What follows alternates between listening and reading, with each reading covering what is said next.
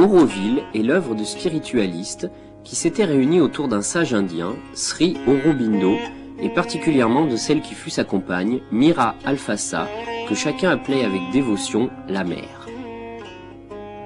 Personnage emblématique, Sri Aurobindo naquit à Calcutta en 1872 et, selon l'expression de ses fidèles, quitta son corps physique en 1950. La mère poursuivit l'œuvre commune tant sur le plan spirituel que matériel. C'est en 1968, à 15 km de Pondichéry, que fut officiellement fondée la nouvelle ville par une cérémonie symbolique où la terre de 121 nations et de 23 États indiens fut placée dans une urne au centre de la cité. Jean Laroquette, un des pionniers du projet, nous en parle. Alors ce désert qui était au début ce plateau est devenu maintenant un oasis et toutes les terres vertes, je ne sais pas si on distingue bien les couleurs qui sont là, sont maintenant des parcelles de terre qui ont été cultivées et qui sont des bois, des forêts. On le voit beaucoup plus précisément sur cette carte-là, et sur cette carte-ci, on voit la ville telle qu'elle pourrait être. C'est-à-dire on voit les lignes de force de la ville qui dessine une espèce de galaxie, on appelle ça nous la galaxie, qui est le mouvement de la ville autour du centre de la ville, ce centre de la ville étant le Matrimandir et les jardins du Matrimandir. C'est le centre géographique d'Auroville, c'est le centre spirituel d'Auroville, on en parle autrement ailleurs, et c'est pour nous le cœur même de la ville. Alors au début, quand on est arrivé, on s'est situé à la périphérie, dans tout ce qu'on appelle la Green Belt, la ceinture verte de la ville, pour ne pas être au milieu de cet endroit-là qui sera construit plus tard.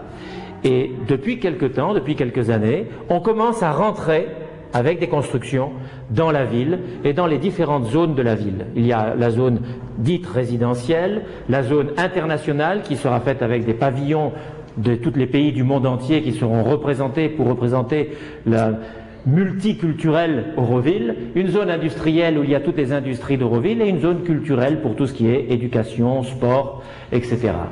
Voilà, en gros la ville sera située de cette façon-ci.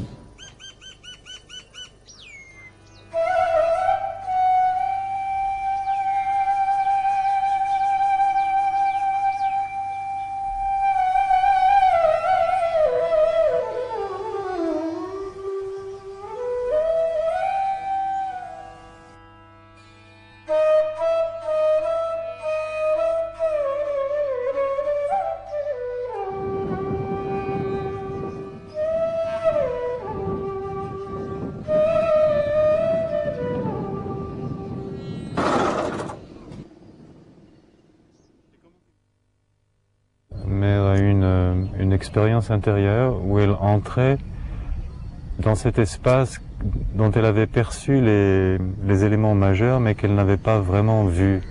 Cet espace qui est maintenant la chambre intérieure du Matrimandir.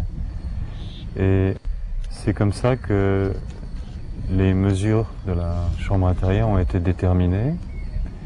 Les éléments qui composent la chambre, tels que les 12 colonnes et le cristal au centre qui repose sur 4 symboles dressés,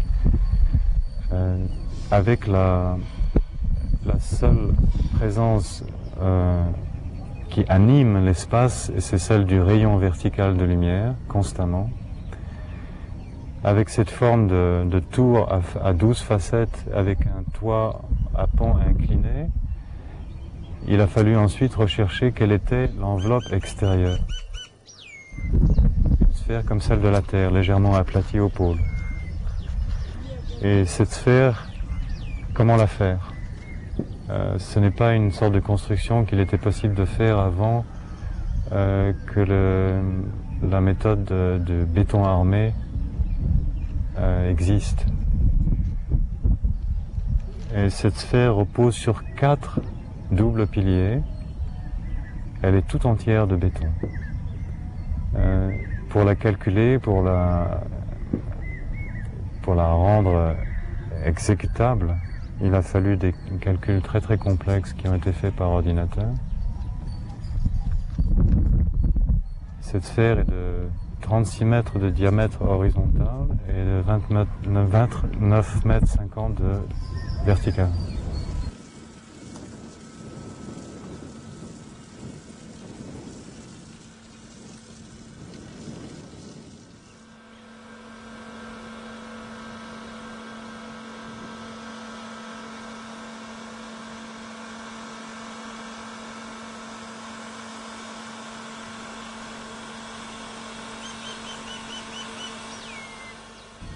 Cet instrument est un héliostat. Il y a 3 miroirs. Un miroir est un miroir mobile qui suit le chemin du soleil. Il est réglé par un ordinateur qui est programmé pour suivre le chemin du soleil chaque jour de l'année. Il renvoie le rayon dans le miroir opposé, qui renvoie le rayon dans un autre miroir plus bas. Ensuite, il descend verticalement dans la chambre du matrimondier.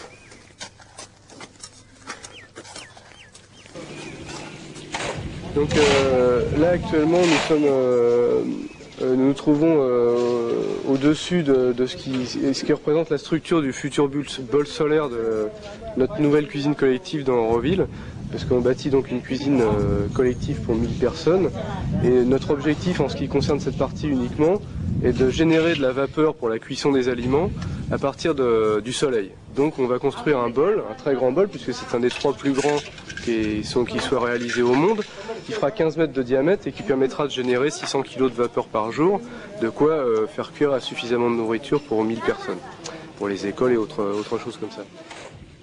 Une de nos fonctions en tant que centre de recherche scientifique dans Auroville, c'est de promouvoir les technologies et les technologies nouvelles, mais qui soient reproductibles dans notre contexte, et les énergies non conventionnelles, renouvelables. Et que donc pour ce faire, on développe des choses qui sont à la fois très sophistiquées dans le contexte, mais très faciles à reproduire. Voilà, là nous nous trouvons à 50 mètres à peine de notre nouvelle construction qui est donc la cuisine collective. Et en fait nous sommes en train de, à partir directement du sol qui est là, c'est de la latérite, c'est pour ça qu'elle est si rouge. Nous extrayons la terre, que nous mixons avec du ciment, et directement à partir de là, sans la cuire, c'est-à-dire en faisant une grosse économie d'énergie et en évitant les problèmes de déforestation que ça pose derrière, c'est un de nos soucis majeurs, nous produisons directement, après tamisage, des briques à l'aide des différentes presses qu'il y a ici. Bon, on travaille en profondeur sur ce sujet-là maintenant depuis un certain nombre d'années. Et nous sommes capables de réaliser en fait des buildings de toutes sortes de dimensions avec ces matériaux-là. Et une de nos fonctions, c'est de promouvoir ces technologies-là. En sachant que la presse dont on se sert ici a été aussi mise au point à Auroville.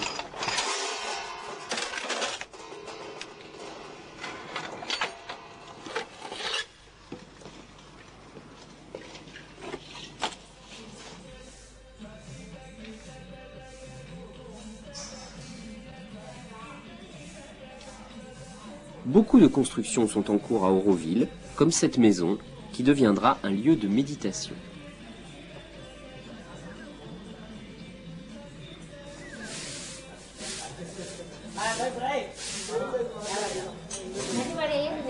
Ce matin, j'étais à l'Institut français de Pondichéry et je regardais une carte de 1931. Sur cette carte de 1931, des alentours de Pondichéry, il y avait au-dessus de Pondichéry, au nord de Pondichéry, à une dizaine de kilomètres, 4 petits villages qu'on avait ici, Edayan Sharadik, Kulapalayam, Bumapalayam, Kotakaray, et au milieu de ces 4 villages, il y avait une zone complètement désertique. C'est-à-dire que partout ailleurs, il y avait des villages, et là, c'était le désert total, en 1931. Or, c'est ce lieu-là qui a été choisi pour Auroville. Et quand on est arrivé à Auroville, les premiers qui étaient là, en 67-68, sont arrivés sur un plateau de latérite rouge complètement nue.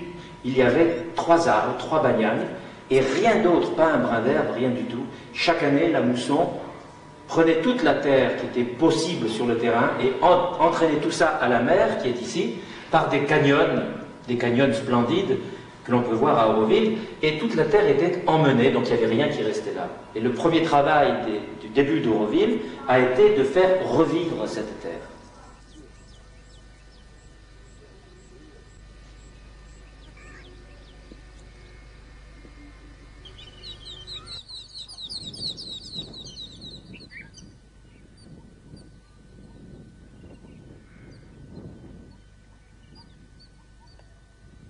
My profession is landscape architecture, so I'm working on the gardens here.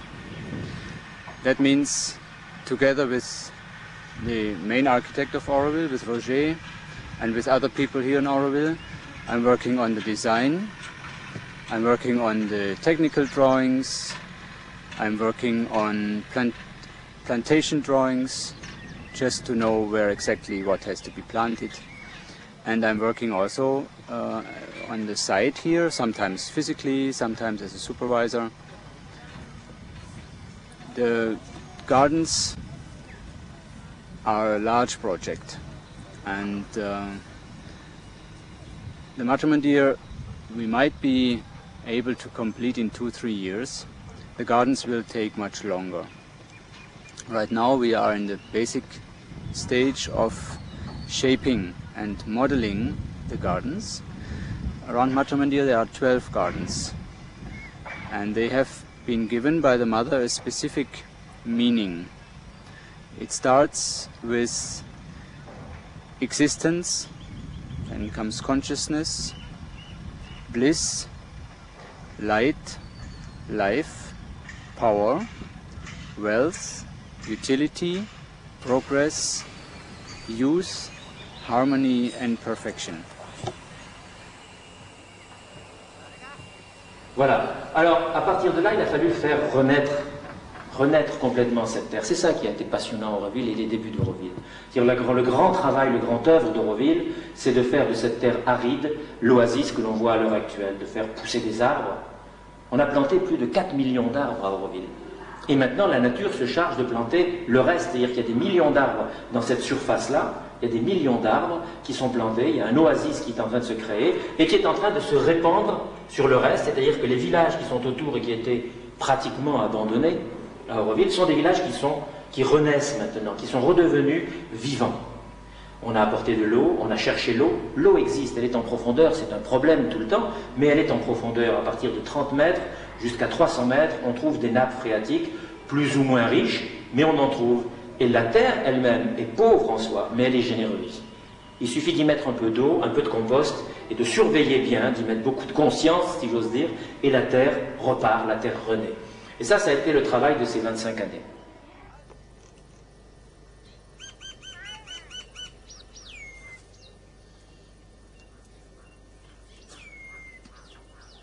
I'm here in Annapurna since 86, so it's 10 years now. We started this farm on nothing, on the land was nothing, it was wasteland. People were using it for the herds in the village, grazing it, cutting all the trees off which was there. So we started slowly farming here, that took some time before something came off the ground. Now after 10 years somehow the farm is somehow established and we have some production, you can say. The reasons why we are doing it is more because somehow we have to do something in life, I think. And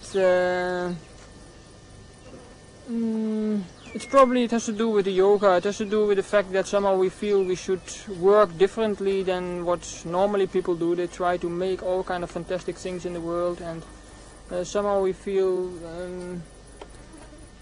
it has to do with self-development, maybe something to do with consciousness. It's a mix of things.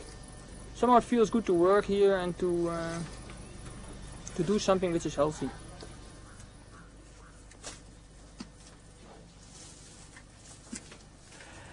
Bon, qui dit ville dit aussi une direction. Qui dirige ça? Qui prend ces décisions? Ça, c'est un problème important.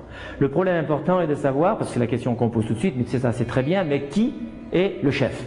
Et bien la question à question simple, réponse simple, il n'y a pas de chef.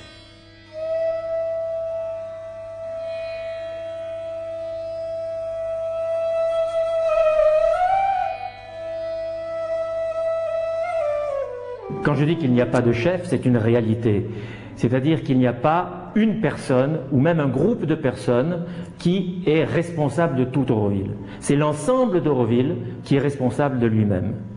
Naturellement, on se dit, mais comment est-ce gérable? Est-ce que tout le monde peut participer dans les affaires? À tout le monde. C'est le problème. C'est un problème à lequel on essaie de trouver une solution à Auroville. Alors, le cœur de la situation est là. Auroville, dans son ensemble, se gère lui-même. C'est-à-dire que la base de notre travail, le nœud du problème, le centre, si je puis dire, c'est ce qu'on appelle l'assemblée des résidents. C'est les résidents, j'appelle ça résidents, les résidents d'Auroville. Voilà, ça c'est le cœur. Tous les résidents d'Auroville, tous ceux qui sont aurovilliens peuvent participer à toute l'économie d'Auroville, peuvent participer à toutes les activités, peuvent prendre des décisions. Ça ne veut pas dire que tout le monde en prend, ça veut dire que tout le monde a cette possibilité et qu'il n'y a pas quelqu'un qui détient un pouvoir. Naturellement, nous ne sommes que l'homme que nous sommes. Nous ne sommes pas encore des êtres dits réalisés, donc il y a parmi nous, et tout le monde pratiquement à un niveau différent, qui ont besoin de récupérer le pouvoir à un moment ou à un autre. Mais la manière dont nous sommes organisés fait qu'on peut toujours essayer de lutter contre cette tendance de l'humain à prendre le pouvoir. C'est un des travaux d'Auroville, c'est de remettre les gens en face de ce phénomène du pouvoir. Alors, les résidents d'Auroville, comment pratiquent-ils pour diriger? Naturellement, tout le monde ne peut pas diriger tout. Alors il y a ce qu'on appelle autour, parmi, disons que ce sont des petits blocs, ça ferait comme une marguerite autour d'Auroville, il y a ce qu'on peut appeler des working comités. Des working groups. Des working groups, tous les mots sont en anglais parce que c'est la langue véhiculaire, sont des groupes de travail. Par exemple, l'éducation. Qui va s'occuper de l'éducation? Bien ceux qui sont en charge de l'éducation. Et tous ceux qui sont en charge peuvent se réunir pour prendre les décisions importantes. Mais si c'est une décision simple, on ne va pas déranger tout le monde pour une décision simple, alors on décide que 2, 3 personnes, ou 4, ou 5, ou 10 vont prendre ces décisions de cette vie au jour le jour, comment on va organiser certaines choses. Mais dès qu'un problème devient important, l'ensemble du groupe de travail peut se rassembler pour définir les objectifs à faire, et si on n'arrive pas à régler le problème, eh bien on revient de ces working groups, on revient vers le centre et l'assemblée générale si le problème touche tout le monde. Voilà comment nous essayons de travailler. Alors il y a l'éducation comme working group, il y a les finances, il y a la nourriture, il y a les forêts, il y a les fermes, il y en a je crois plus de 100. Alors tous les gens, il y a des gens qui font partie de plusieurs groupes de travail et tous ces groupes de travail font vivre la petite unité dans laquelle ils sont et s'ils ont un problème, font référence à la résidence. Mais le problème d'Auroville, le problème important d'Auroville, c'est que Auroville se veut sans loi, sans armée. C'est-à-dire, en d'autres mots, pour parler politique, sans pouvoir législatif et sans pouvoir exécutif. Qui fait les lois? On n'en veut pas de loi. Qui va les mettre en application? Il n'y a pas de police. Alors comment on va pouvoir vivre cette société sans loi et sans police?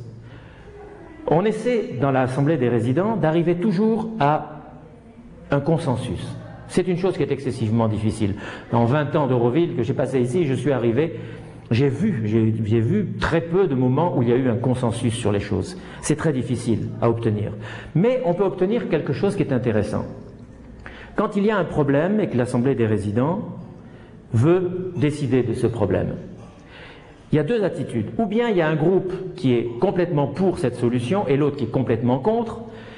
Ils s'affrontent, ils discutent. Au bout de cette discussion va arriver un certain phénomène. Soit le groupe qui est contre dit d'accord, on est contre mais on vous laisse faire et on observe. Et on met en application la solution du groupe qui est pour pendant quelques jours, quelques mois, quelques années si c'est nécessaire.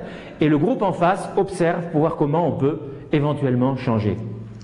Si le groupe qui est contre est violemment contre, on glace tout et on dit on attend un jour, 15 jours, un mois, un an, s'il le faut, jusqu'à ce que le problème émerge d'une façon différente pour qu'on puisse l'aborder de façon différente. Et le cas exceptionnel, mais qui est formidable, c'est qu'après tous ces allers-retours, on arrive peut-être un jour à un consensus, c'est-à-dire tout le monde veut la même chose. Et là, il n'y a plus de problème, on n'a plus besoin de loi et on n'a plus besoin de personnes pour appliquer cette loi, puisque tout le monde est d'accord. Tout ça, ça peut se vivre bien entre nous.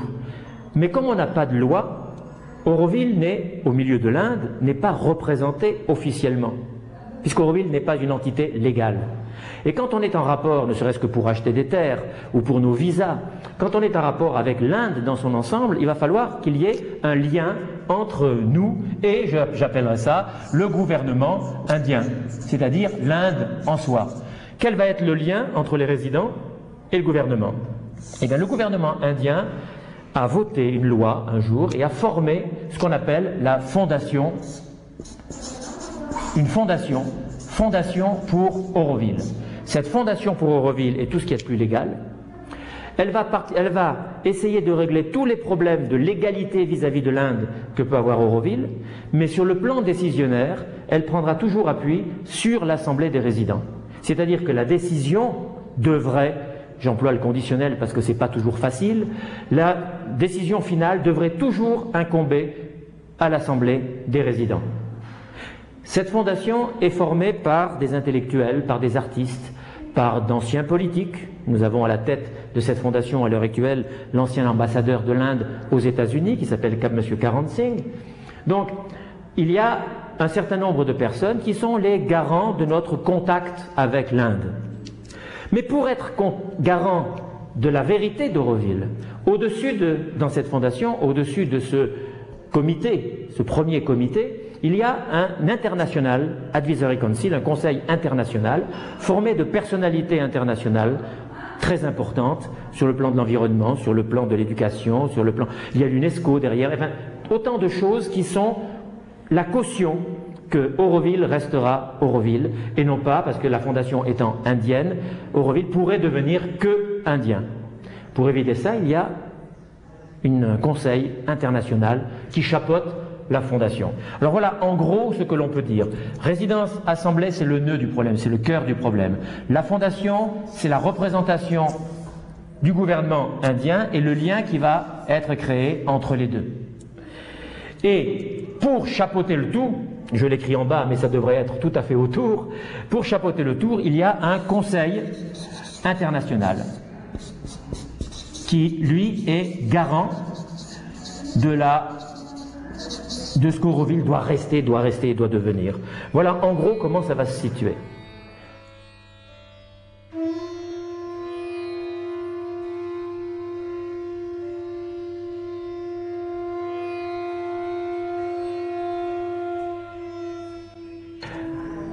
Il y a un autre problème qui va se poser maintenant, c'est le problème des finances d'Auroville. Parce que ces terrains dont je viens de parler, il faut les acquérir. Ce n'est pas la fondation qui va les acheter avec de l'argent de la fondation, c'est les Aurovilliens qui doivent générer l'argent pour acheter ces terrains. Alors comment génère-t-on de l'argent à Auroville? Il y a d'abord les unités de travail, les unités commerciales, artisanales, industrielles, et ça va, il y en a une gamme énorme, puisque ça va de la personne qui fait des petits bijoux en perles jusqu'à des gens qui construisent des ordinateurs à Auroville. Donc ça va du plus petit au plus grand. Tous ces gens-là participent à l'économie d'Auroville, font que leurs bénéfices vont à Auroville en grande partie pour pouvoir alimenter la caisse centrale qui va être, elle, gérée par un groupe, un working group des finances. Donc ça, c'est la base, et il faudrait qu'un jour Auroville soit autosuffisant, ce qui n'est pas le cas. Alors qu'est-ce qui fournit encore de l'argent à Auroville? On obtient de temps en temps des subventions, quelques subventions qui ont pu être données pour des matières très spécifiques qui intéressent l'Inde. Par exemple, l'éducation. Le reboisement intéresse beaucoup l'Inde, donc il nous aide à faire le travail qu'on a à faire. L'aide aux villages, les constructions à bas prix, qui sont importantes pour les villages, tout le biogaz, le solaire, l'eau, toutes ces unités-là de travail qui sont redonnées dans les villages alentours et qui peuvent éventuellement être répercutés sur l'Inde entière. Alors ces travaux de recherche sont faits à Auroville, sont réalisés à Auroville, et pour ces travaux-là, souvent, on a eu des subventions de l'État. Pas énormément, mais on en a eu quand même pas mal pour pouvoir travailler.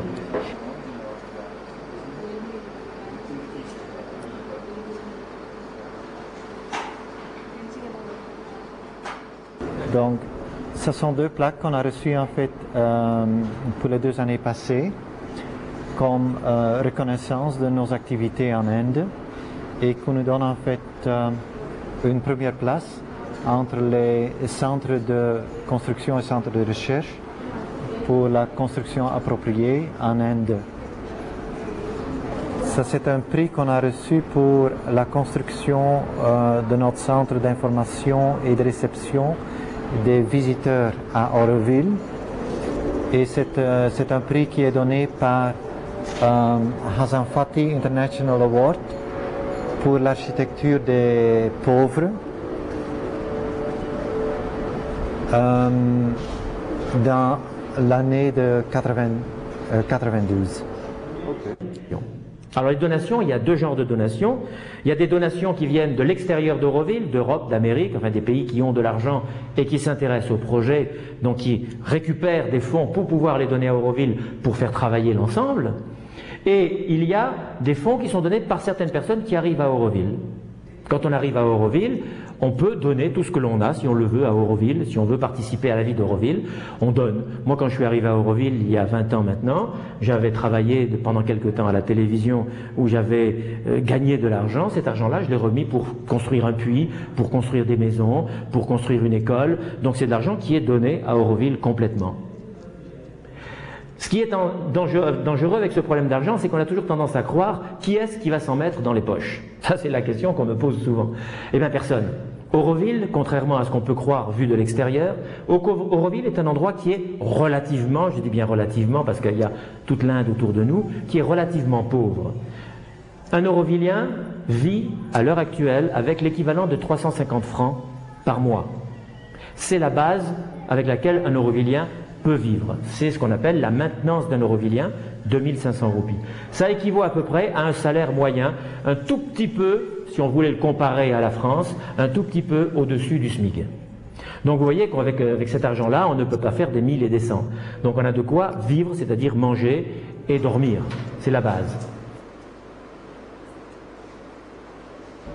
Donc mon itinéraire est un petit peu particulier. J'ai fait mes études à l'ashram de Sri Aurobindo à Pondichéry à partir de l'âge de 13 ans.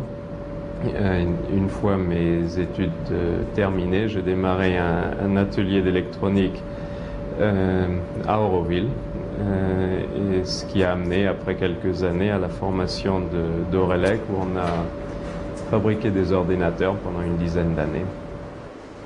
On a atteint un chiffre d'affaires d'environ 100 millions de roupies.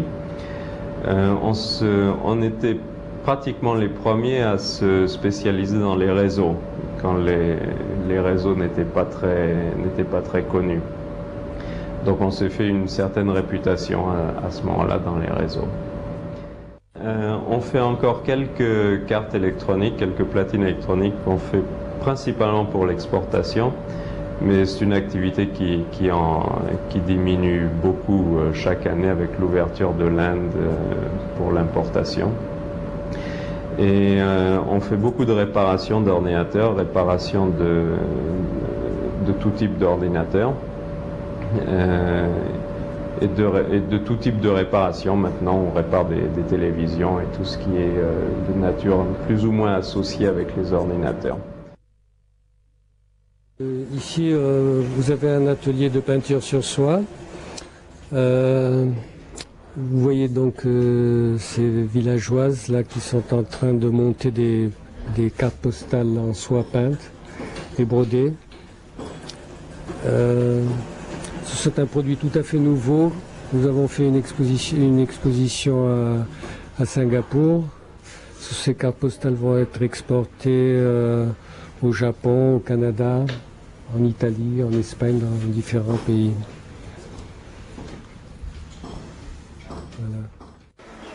Voilà.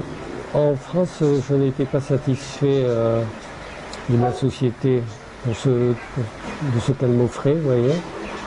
Et donc j'ai décidé de venir en Inde parce que j'avais lu certains livres de spiritualité et qui me convenait complètement. Donc j'ai entendu parler du projet d'Auroville et je suis venu pour essayer de vivre cet idéal.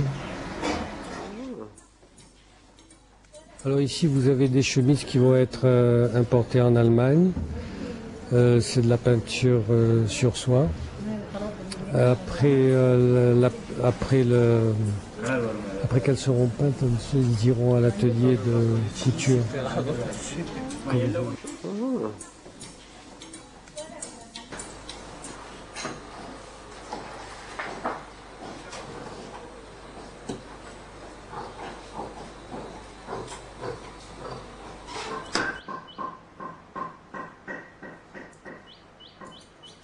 Alors, je suis arrivée en Inde à l'âge de 6 ans avec ma mère, qui avait entendu parler d'Auroville à la télé, sur une émission française.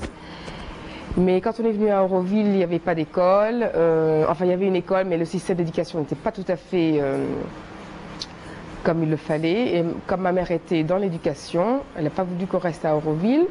On s'est donc installé à Pondichéry. J'ai fait mes études à l'école de l'Ashram. Et puis, après, je me suis mariée à un Indien et on a décidé de venir à Auroville et on a monté un atelier de cuir. D'abord, l'atelier était à Pondichéry. On a fait de l'exportation en Allemagne, en France. Il y a 2 ans, on a fait des chemises en daim pour Kenzo. Mais pour l'instant, on se concentre beaucoup plus sur le marché indien.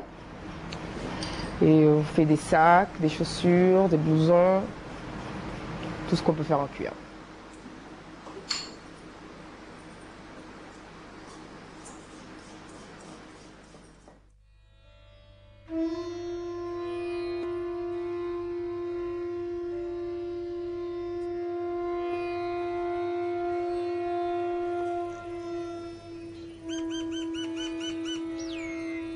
Il faut voir le problème de l'école à Auroville dans son ensemble depuis le début, ce qui se passait au début.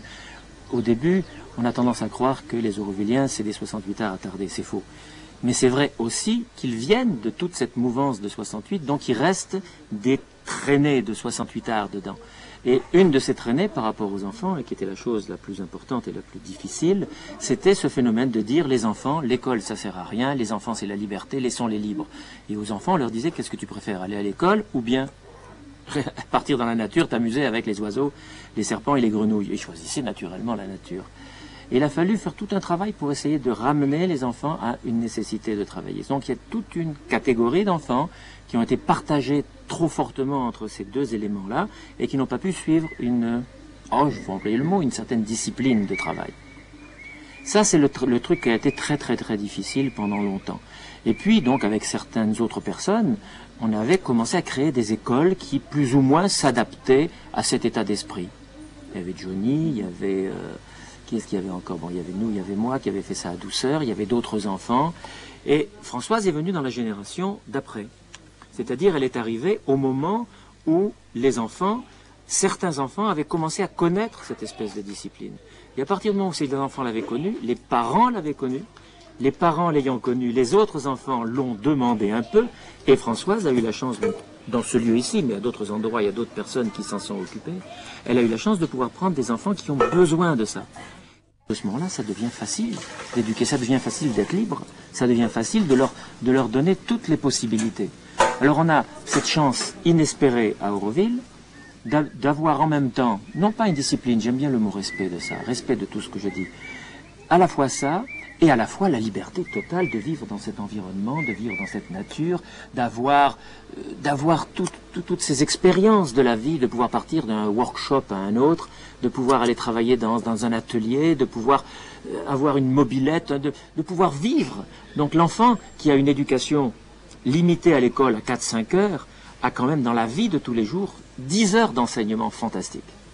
Et c'est ça qu'ils essaient de retrouver là, et c'est ça qu'on essaie de leur donner maintenant dans les écoles qui poussent et qui viennent, c'est de leur donner à la fois une partie académique qui est absolument indispensable, mais tout ce qui vit autour à Auroville, de le faire rentrer dans l'école. C'est comme ça qu'il y a les ordinateurs qui rentrent, c'est comme ça que des gosses tout jeunes ici, perdus dans la campagne du Tamil Nadu, savent travailler sur email et sur Internet. C'est comme ça que, c'est comme ça qu'il y a beaucoup de choses qui se développent, quoi. Et ça, je crois que ça s'arrêtera pas là, ça avance, et c'est le progrès d'Auroville, et c'est l'intérêt qu'il y a à l'heure actuelle dans l'éducation.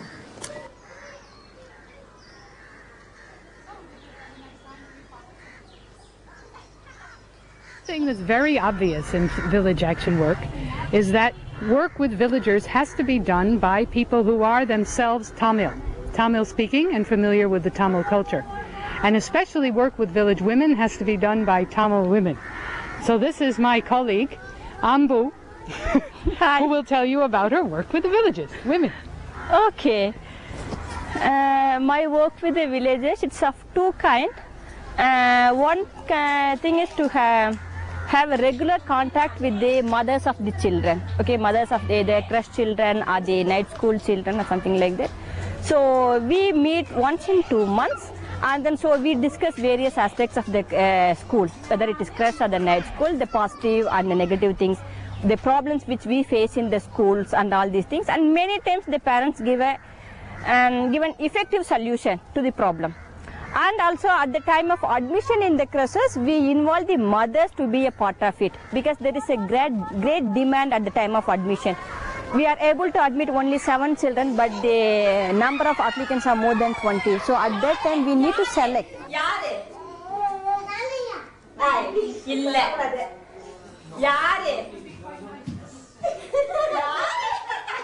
Mais l'enseignement réel, l'enseignement avec les enfants se fait dans combien de langues?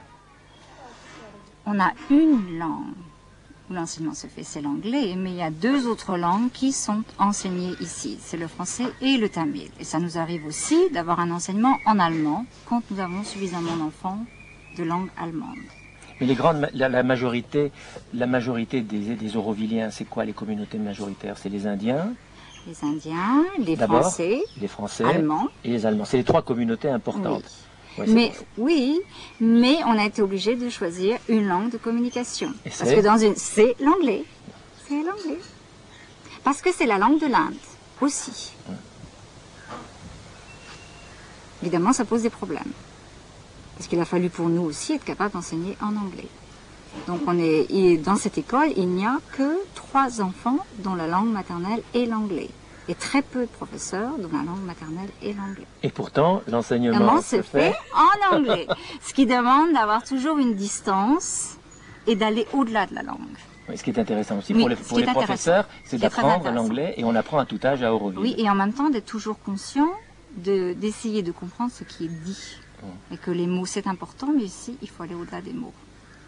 Et essayer aussi de trouver l'essence de l'enseignement, de ce qui est à enseigner. Avec le moins de mots possible. Bien sûr. C'est la base même des choses. Et ici, on a le temps de le faire. C'est formidable. Avec qui tu communiques là? C'est Pooja. Pooja. Ouais. Oh, dis-lui. Dis-lui, je lui fais de gros bisous. Pooja, elle a été mon élève pendant 10 ans. 10 ans, elle était à l'école avec moi. Ouais. Oh, ça fait plaisir. Vous avez fait ce cours de correspondance, non? Oui, en plus. Ce qui est intéressant, c'est avec Internet, là, c'est que tu l'appelles, et puis elle te répond, qu'est-ce qu'elle va répondre? Hello, Croquette, how are you? Pourquoi elle ne parle pas en français? Ça fait longtemps qu'elle n'a pas tapé en français. C'est bien. C'est bien. Et ben voilà, je suis content de parler avec elle. Ok. C'est bien, travaille bien. Merci.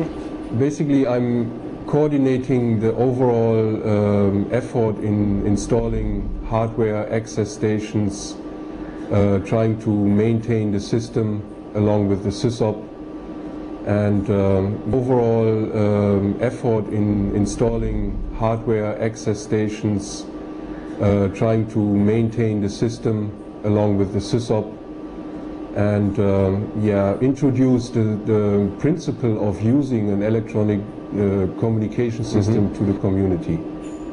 One utility is that every Aurovillian is able to send out email to anybody in the world. Another utility is that Aurovillians can actually communicate among each other in the same ease than you would communicate with somebody in France or in England. The other thing is that we try to use the system in our working, in our administration of Auroville as a whole, and so all the working groups can use this information exchange system to update their members in order to come to a speedier and more to decisions which are based on consents. So we also try to implement this in the overall organization of the daily functions of Auroville. That means for working groups and committees, in order to make it possible that information can be distributed among their members also. The users is basically only the phone call they have to make from their place to a server, which is also in Auroville. That means basically a local phone call, which is not time restricted and which costs about 1 rupee per call. And, but the overall system, of course, since we are dealing with computers, the system cost is relatively high, which is taken care of by units which contribute to this operation in terms of money or in terms of computer systems which are donated to the Auroville Communication Center. So we have, at this point of time, we have about 300 registered users, where also we have units which are registering under a unit name, and we have also individuals. So I would guess roughly about 250 individuals using the system or are connected to the system.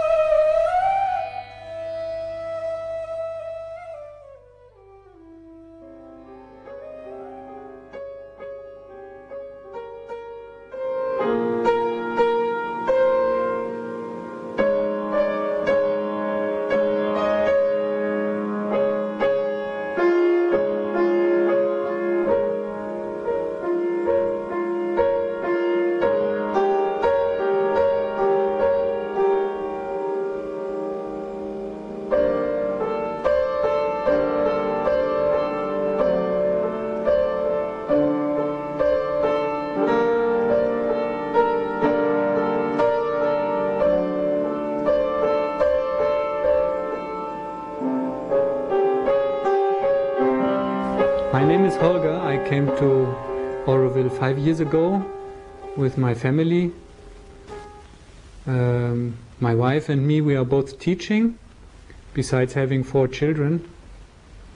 I teach several instruments, piano, mainly guitar and violin, and singing also. And I used to be a professional musician in Germany. But, well, we decided to come here to Auroville to experience some different way of life. And we are very happy about it, in fact. It's very nice here. And there is a nice progress.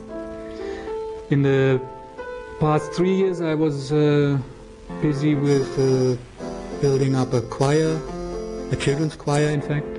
And we did nice opera, which I composed for the children, original, and for the performance it was 3 hours long. And after that we decided to record it on CD, which I have done in the last year here, in that room mainly, and the kids are singing quite nice, and it just became ready. I worked for almost the whole year, no, more than, in fact, more than 1 year I worked on it. If you do everything alone, it's very slow.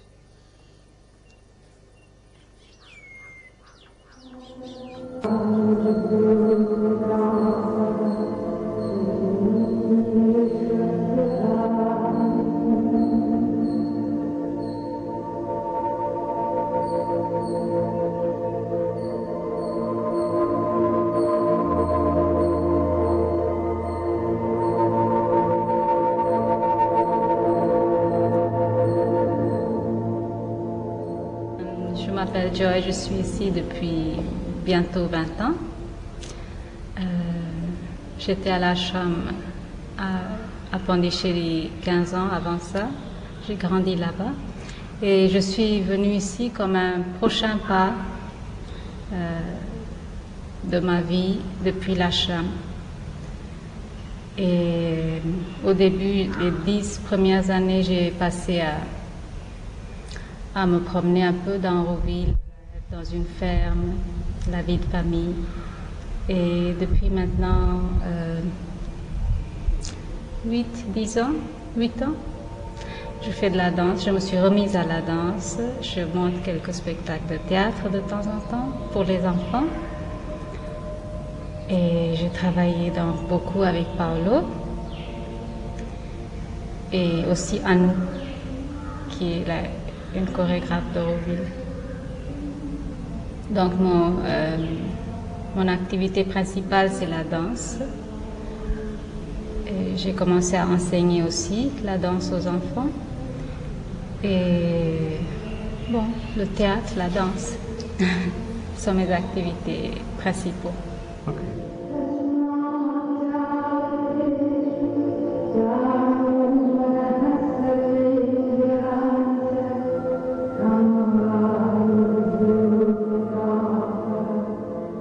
Oui, je suis à Auroville depuis 10 ans, à peu près maintenant. Et je connaissais Auroville, je savais d'Auroville déjà depuis les années 70, à travers justement mon prof de danse qui est venu à l'ashram de Sri Aurobindo et a vécu là pour quelques mois et a enseigné la danse là-bas. Et même à Auroville à cette époque, tout début d'Auroville. Et je suis venu à cause de l'idée, surtout les concepts de vie, la philosophie de Sri Aurobindo et de mère. Et la danse est pour moi une circonstance de ma vie, alors une passion. Et c'est là où je me dédie surtout dans mon travail. J'enseigne la danse, je danse et je fais partie aussi des pièces de théâtre. Par exemple, des pièces écrites par Joy, et d'habitude je travaille aussi avec elle. Mais pas seulement, aussi avec d'autres gens à Auroville ou des gens liés à Auroville qui font des productions. Comme l'année passée, j'ai participé d'une pièce de théâtre à l'ashram à Pondichéry. C'est surtout sur ce domaine-là. Une autre activité, c'est le travail de coordination culturelle. Je fais partie d'un groupe qui coordonne depuis quelques années des activités culturelles dans Auroville et aussi des artistes dehors qui viennent. Mon travail, c'est lié à tous ces champs d'activités culturelles, surtout, mais surtout la danse.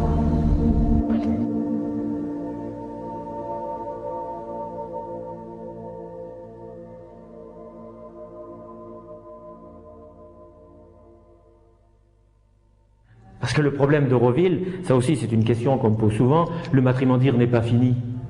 Alors, qu'est-ce que ça veut dire? Ben, ça veut dire que le matrimondir n'est pas fini, tout bêtement. Il n'est pas fini parce qu'il est en train de se construire comme l'homme en nous est en train de se construire. Il prendra le temps qu'il faudra. On ne peut pas artificiellement construire le matrimondir en force, comme on ne peut pas artificiellement forcer l'homme à devenir un peu plus que l'être humain que nous sommes aujourd'hui. Il faut du temps pour cela. Il faut du temps. Et bien, ce temps-là, on le prend. On le prend. Et Auroville, beaucoup de gens disent « Ah oui, ça fait 25 ans que ça dure, ça devrait être déjà 50 000 habitants, il devrait y avoir une ville, etc. » Non, on n'est pas ici pour construire une ville. On est ici pour construire un homme nouveau qui, lui, construira la ville qui sera différente des autres villes.